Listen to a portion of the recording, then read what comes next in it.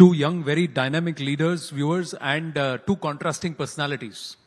One says it as it is and wears his heart on his sleeve. The other one does his work quietly behind behind the scenes. So that's how it is. But thank you very much for joining us, Nitish and Yogesh. Thank you very, very much. Thank you. Thank you for having us. Let me first ask you, since you're the one who does not speak so much, so with your kind permission, Nitish, if I may do that, how's it being the son of such an illustrious politician and then stepping into governance and government? See, basically, we've seen politics since since we were 5, and we understand politics. And of course, we both are fathers; they have same energy. Both our fathers. There was a period when we both were against to each other, but now we both are working together. So politics keeps changing. That is what something we have learned. And coming from him, he was always aggressive. He's still aggressive personality. And those days in 90s, Shiv Sena needed aggression for the survival of Marathi people in Maharashtra, in Mumbai. So I think we have learned also a lot from him. And at home, yes, we have seen him sacrifice a lot. Both of us, in fact, I think he would agree with me. And that sacrifice has always inspired us. And that is where the energy comes from. So like you said, both of you are opposing each other and, there have been shifts of political alliances. So when the shift happened within the Shiv Sena, how easy or tough was it for you? And did you agree with it? It was not easy at all. I'll tell you, I still remember taking this decision. Of course, I was confused whether to go with Eknath Shinde or not. He was absolutely right. I never felt that he has taken any wrong decision.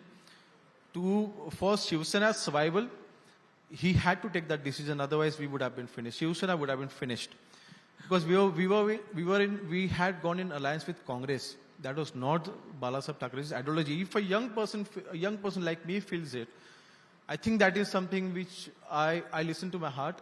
I still remember it was 21st June 2021. I took the decision at 2 o'clock at night. I called Aditya Thackeray at 2:30 at night. I told him, there is still time. You all should still handle this in the right way. Call Eknath Shinde, call him back.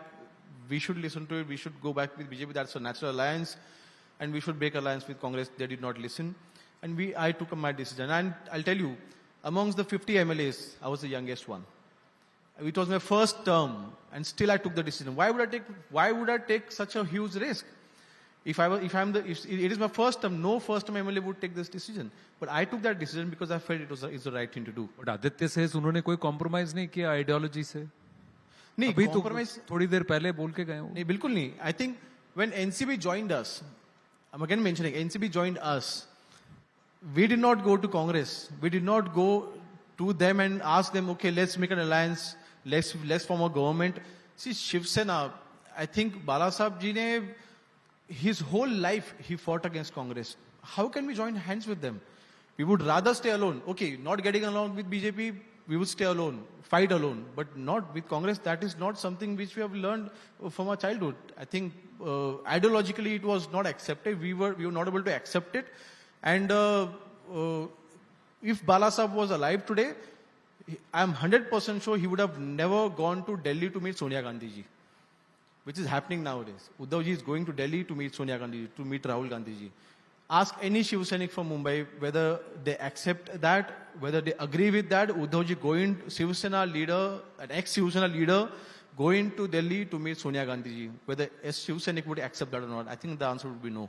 अभी BMC का चुनाव आएगा तो शिव सैनिक जवाब देंगे vote की तरह and they will also judge that, and I think they have made their choices clear in the recent assembly elections also. But this is the other side, Nitesh ji, for you, है ना?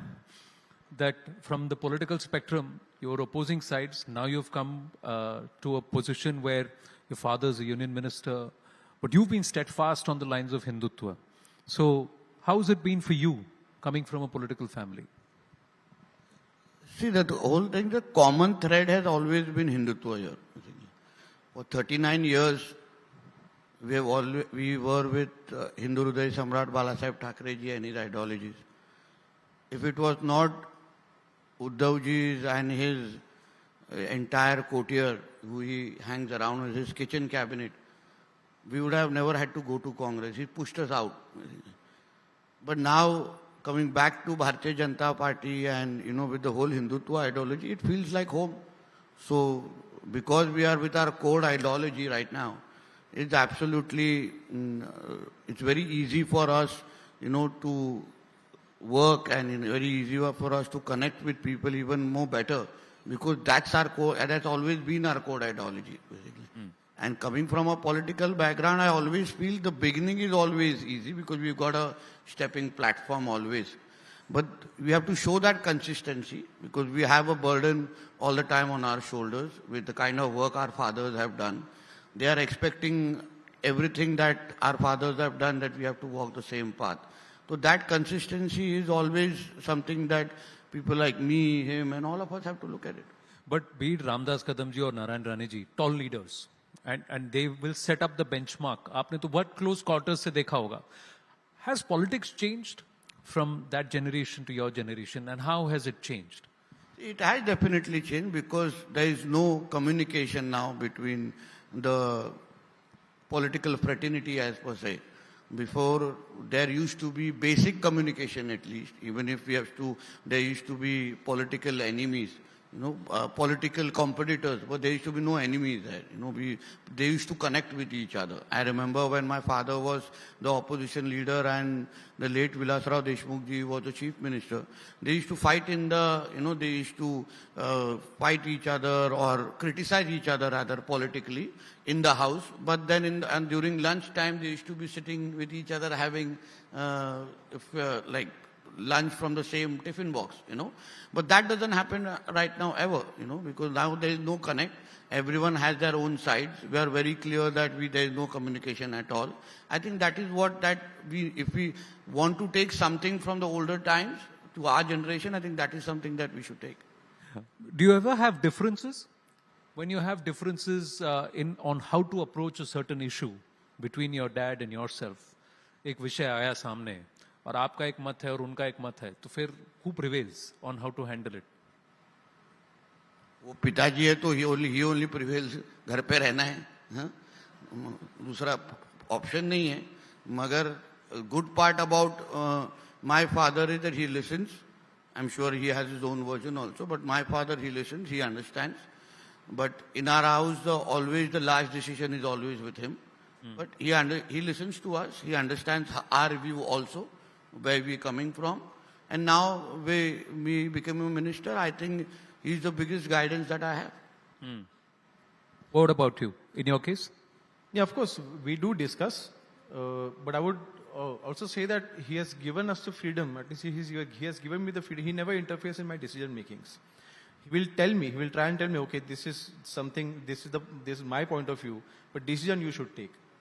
Whether right or wrong, if it's wrong, you learn from it. If it's right, you move on. So I think that approach is very positive. The freedom, that matters a lot. In family, there should always be discussion. The discussion should always be there. And that thing that is always there. And even while, when we took the decision to go with Eknath Shinde-ji, we had a discussion. We had a healthy discussion. And eventually he left the decision to me. And I took the decision and I left that night. But I think, yes, we do talk. Even my brother is into politics. We do sit together. My wife is also very keen. And as family, we do discuss issues. And because, see, eventually, us being in politics, every decision of ours does have impact on our family. So I think the discussions in family matters a lot because eventually that's going to have an impact on them. But yes, my father, he has always given me freedom to take decisions. But has that also stopped now? पहले ऐसा होता था ना, family would never get involved. No matter how intense or fierce the politics gets or the rivalry gets, the family was never brought in. But in this day and age of social media, etc., you think the families also get targeted? Yeah, because that's the level of politics that has become. First it used to be very, kept into the limits. Now obviously because social media and obviously because certain people choose to cross the line. That's why they would like to comment on families also, when they do not have the audacity or the courage to face you on the ground. All they can go is through the weaker option of, targeting the family. So I think that is something like that our generation has to face right now. Okay, let's come to your own ministries and what you're doing. What have you done for the ports? There is a lot that is happening. So can you tell us a little more?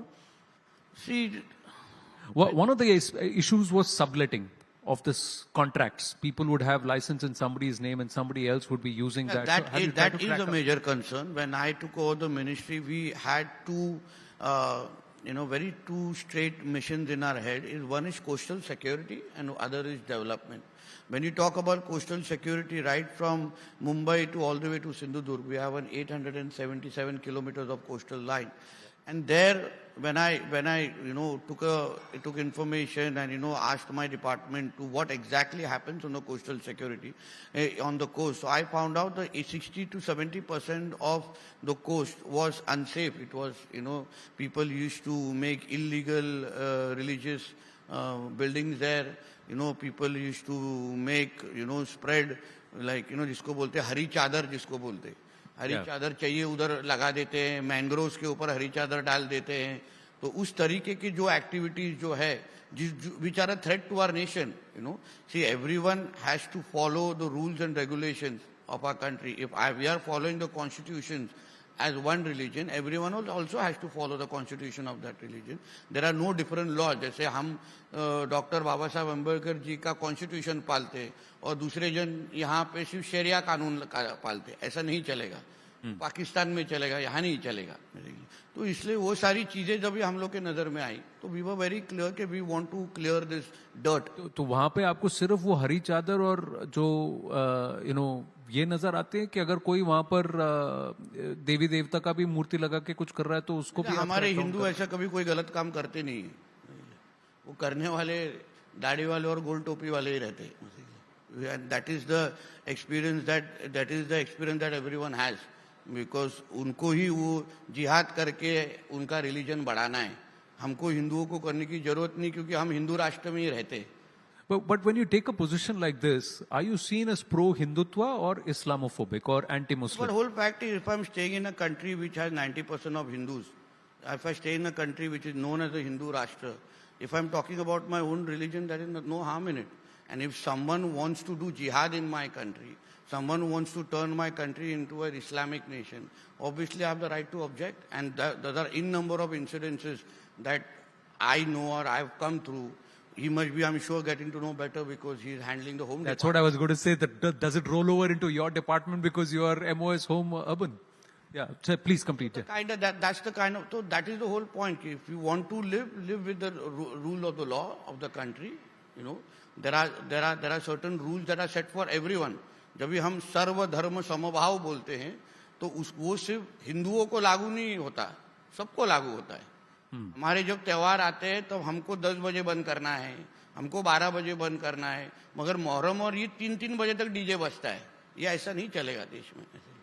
अभी हमारी सरकार यहाँ है, देवेंद्र जी मुख्यमंत्री है, home minister है, हमारे पास योगेश कदम जी तो हार्डलाइन हिंदुत्व वाले, हमारे पास गृह राज्य मंत्री है. तो मुझे विश्वास है कि हमारा डीजे 10 बजे बंद होगा तो मुहर्रम भी 10 बजे ही बंद होगा. योगेश कदम जी. बिल्कुल. See, I agree with him on one thing. Law is like, if we should, sitting on this chair, we should see everyone from the same line. And if someone is breaking the law, we are bound to take the action. And number speaks. I just give an example. Honorable High Court given an order. Illegal speakers should be removed. In Mumbai, I think in last 4.5 months, we have removed almost 650 illegal speakers. Out of that, 600, around 580 to 600 from the mosques. I think temples, around 10 to 11. The number speaks. So if there is something, if there are certain people who are taking the law for granted, we are bound to take the action, and we are going to take the action. Again, but we did not, we also removed the speaker from the mandirs, but then the number is such high on one end, what it feels like 580 के mosque पे से निकाल दिया. They will try and make a propaganda about it. No need. We are just following the law. You are supposed to follow the law. Just follow the rules. And I think we can easily avoid this tiff between Hindu and Muslim if we just follow the law. But of late, the discourse is not even Hindu or Muslim, it is about Marathi or non-Marathi. Now, this entire language issue that came, you were quite vocal about what your position was. That's only the way, or that's only the propaganda in order to split the Hindus. You know, first sometimes they go on caste, sometimes they go on language. You know, उनको हिंदुओं को बांटना है, इसलिए जब हमारे पंतप्रधान मोदी जी बोलते हैं एक है तो सेफ है, इसलिए तो वो स्लोगन इम्पोर्टेंट है, क्योंकि हिंदुओं को बांटने के लिए बहुत सारे तरीके अपनाए जाते हैं, उसमें ये लैंग्वेज का रो है. अगर आप एक गरीब हिंदू को जाके बोलेंगे कि तू मराठी ही बोल, तो फिर वही मराठी आप मोहम्मद अली रोड और बहरामपाड़ा में जाके नहीं सिखाओगे, क्योंकि वो लोग उल्टा तुम लोग को मारेंगे. तो इस तरीके का अगर सिर्फ हिंदुओं को ही आपको टारगेट करना है, उनके ही मुंह से मराठी सुननी है, बाकी के मुंह से मराठी सुननी ही नहीं है और उनको मराठी बोलनी भी नहीं है, तो फिर इस तरीके की राजनीति ये सिर्फ फिर हिंदुओं को तोड़ने के लिए दिखेगी ना. अगर आप एक नियम लगाओगे जो सबको लागू होता है, तो उसको फिर आप बता सकोगे कि हाँ ठीक है, ये मराठी के लिए रियली सच्ची में कोशिश कर रहे.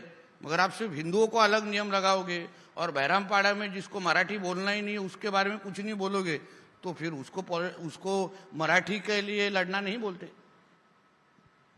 Agree, disagree? No, see, I definitely agree with him, but you also need to understand one point of view. जैसे ही मुंबई और थाना के कॉर्पोरेशन इलेक्शन खत्म होंगे, जो लोग ये इशू उठा रहे हैं वो लोग ये इशू भी खुद भी भूल जाएंगे. This is only happening, they are only raising this issue to gather Marathi voters in Mumbai and in Thane. They have only been active regarding this issue only in Mumbai and Thane. Why they are not doing it in Nagpur? Why they are not doing it in Amravati? Why they are not doing it in Nashik?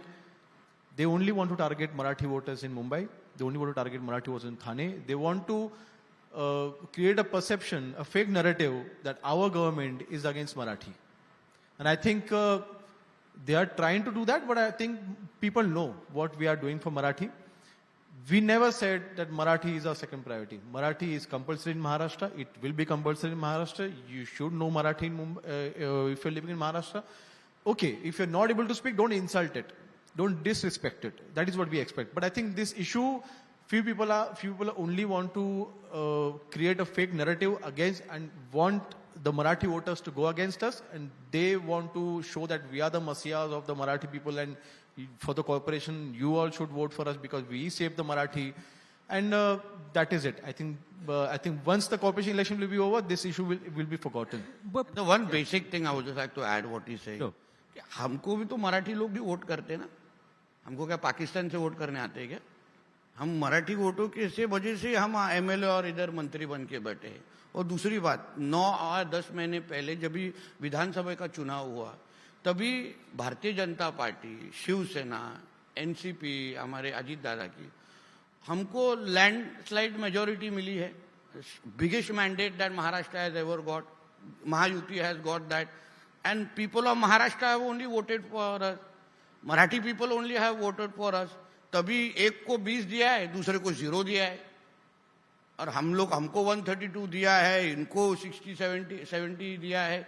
तो फिर जिनके बारे में ये लोग बात करते, वो तो हमको वोट करके तो बैठे हैं. इनका पब्लिक सपोर्ट इसमें से समझ जाता है ना. बट वो भी वोट चोरी कह रहे हैं कि वोट कहीं से ऐड हुआ है. Those are not votes. फिर वोट जिहाद क्या है? फिर उनके जब भी सांसद चुन के आए लोकसभा के वक्त, तभी उनको सांसद के कॉन्स्टिट्यूएंसी में, बाकी सब विधानसभा कॉन्स्टिट्यूएंसी में वो पीछे हट होती है, मगर जहां मोहल्ले ज्यादा रहते हैं वही उनको 100% वोट मिलता है. तो उसको वोट जिहाद बोलेंगे नहीं. और उसके अंदर कितने बांग्लादेशी और रोहिंग्या है जिन्होंने उनको वोट किया है, उसको क्या कहेंगे फिर? But that again rolls back onto you, right? आप सरकार में हैं. What are you doing about the Bangladeshi and Rohingya? Your MO is home urban. Are you trying to say that in urban Maharashtra there are no illegals, and if they are there, what is being done? See, first of all, illegal Bangladeshi migrants, this issue is not something which we are handling today. Yes, recently we have been, the center government also guided us regarding this issue. But they have been migrating in India for last more than 20 years, more than 25 years in fact. Now, whose vote bank is that? Even when Congress was in government, they were migrating in India. They did not do anything about it because they were getting their votes. They did not care whether they're Bangladeshi or West Bengal. So I think, but today we have been taking very strict action. I think if you see last 4 years numbers, we have been able to, we have done a lot of combing operations. And in those operations, we have found a lot of illegal migrants from Bangladesh and we have deported them. There is a due process which we are following. And I think that is a threat to India, a big threat to India, and we do realize it.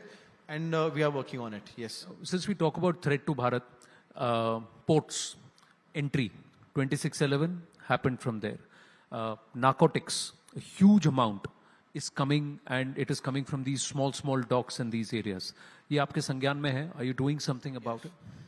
As I rightly said, we are working on two missions here. First is obviously development through ports, increasing the employment, promoting water transport and all these aspects. Second is coastal security. When you talk about coastal security, as I said, we are scrutinizing everything that is happening on our coast. For example, on Gateway of India, there is a lot of boats that you see parked there. There are wooden parked there. As you rightly said, the licenses that have been given to them, we are cross-checking each and every person of them. Sometimes you see कि licenses on a Hindu name, चलाने वाला कोई दूसरा अब्दुल होता है उधर. तो वो सब चीज हम लोग we are scrutinizing in a very minute way. Same thing when there was a war-like situation.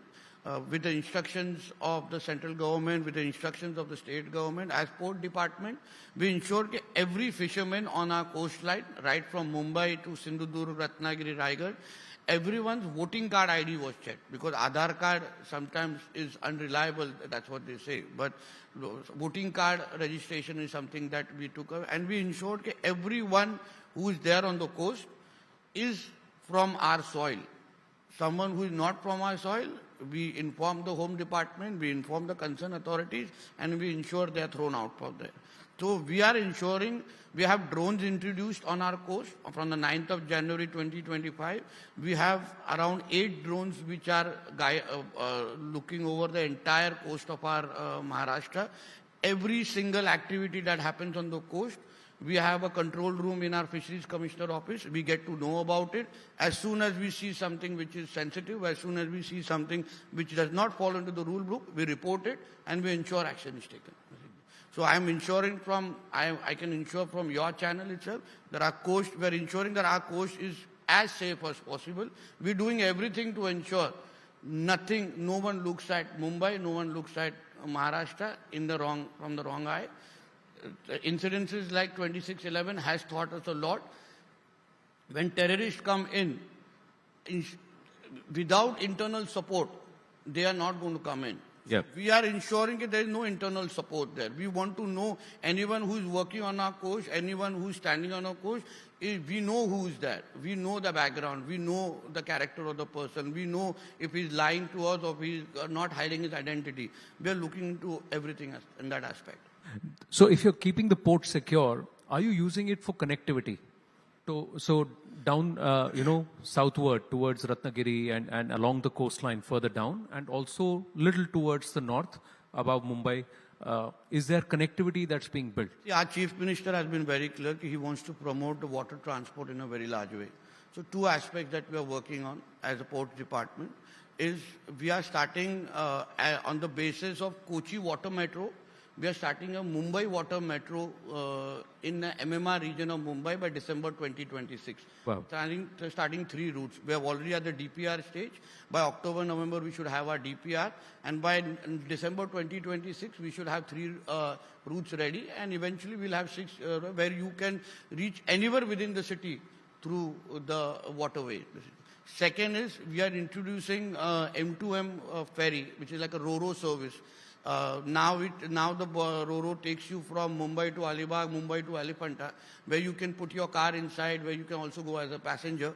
So I think most probably by next week before the Ganesh Chaturthi, we are trying to start the service where you can go from Mazgaon to Ratnagiri in 3 hours in that Ro-Ro, and Mazgaon to Sindhudurg, Sindhudurg in 4.5, 5 hours. So that's the service as we are trying to introduce. So the infrastructure for ingress and egress, that means to get onto the Ro-Ro and to get off it, Has that also been put in place? If you go to Vijayadurg in Sindhudurg, where the Ro-Ro is going to land, he said, we have got an entire infrastructure ready. We'll have 150 cars in it. We'll have 500 passengers. As ports department, we're getting the entire infrastructure ready. But the Arabian Sea in this region for about 6-7 months of the year is quite choppy. So safety issue, safety is Right. not... We are getting all the safety checks done, IRS and DG shipping. We are in regular touch with the Central Shipping Ministry and us. We are ensuring all the safety measures have been taken. The Ro-Ro, the big M2M ferry that we are going to use, now also is working from here to Alibag. It's working very safely. So it's a very advanced kind of vessel. So I don't think any issues will happen. Mumbai to Ratnagiri in 3 hours, you're saying? Yes. I'll take it. The next time I want to come Next down time to you want that to area. call Yogesh ji to your channel, you should have to inform him at 2 o'clock. He sits in the Ro-Ro at 3 o'clock at Ratnagiri, comes here at 6. But how much is that going to cost us? That, let's wait for the Chief Minister to announce. We don't want to lose our jobs. But petrol और जितना time लगता है उससे सस्ता रहेगा. कम ही होगा. तो ride भी थोड़ा कम बम्पी होगा बेसिकली. Right. लोग दोनों थोड़ा नेशनल हाईवे से कनेक्टेड वाले एमएलए है कोकण वाले, तो हम वाटर ट्रांसपोर्ट से आपको कम गड्ढों के थ्रू जाना पड़ेगा, पीट के भी परेशानी नहीं होगी. तो चलिए काम करते हैं, अगला कॉन्वर्सेशन हम रो पे ही करेंगे. साथ में मिलके फर्स्ट जर्नी विल डू. और टाइम करेंगे कितना टाइम लगता है? More than welcome. Well, okay. So Ratnagiri, that is done. But now let's come back to another issue which I wanted, narcotics. Now, correct me if I am wrong. All the police and the commissioners, they report into you and into the Home Ministry. One of the biggest issues in Mumbai is narcotics.